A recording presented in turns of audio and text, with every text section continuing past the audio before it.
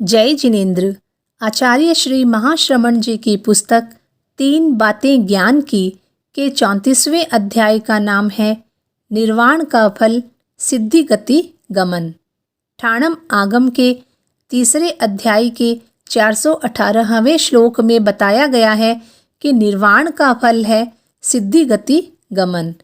श्रवण माहन की पर्युपासना से पहला लाभ है श्रवण और 11वां लाभ है सिद्धि गति की प्राप्ति। जैसे माला में एक के बाद एक मन के होते हैं, उसी प्रकार पर्युपासना से लेकर सिद्धि गति प्राप्ति तक भी एक माला बनी हुई है।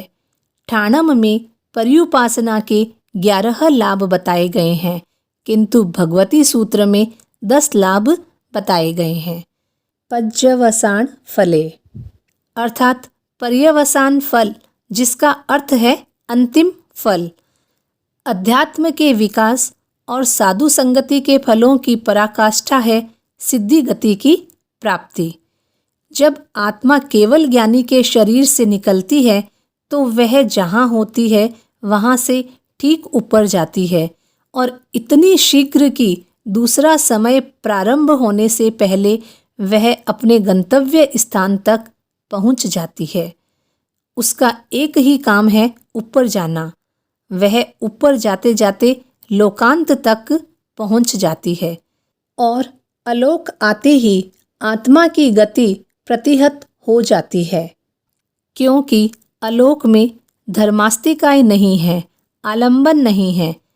अंतिम समय में जो मुद्रा शरीर की होती है, उसी मुद्रा में जाकर वह आत्मा ऊपर स्थित हो जाती है।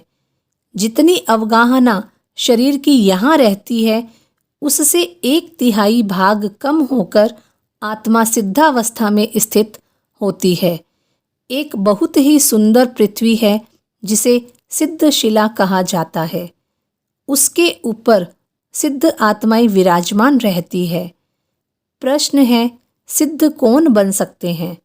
श्वेतांबर मान्यता के अनुसार केवल पुरुष ही नहीं, अपितु स्त्री और नपुंसक भी मोक्ष को प्राप्त कर सकते हैं। एक समय में 108 जीव मोक्ष जा सकते हैं। जो एक बार सिद्ध बन गया वह वापस कभी संसार में नहीं आता, यानी न कभी उसका जन्म होता है न कभी मृत्यु होती है। यह सिद्धावस्था ही आत्मा का परम लक्ष्य होता है।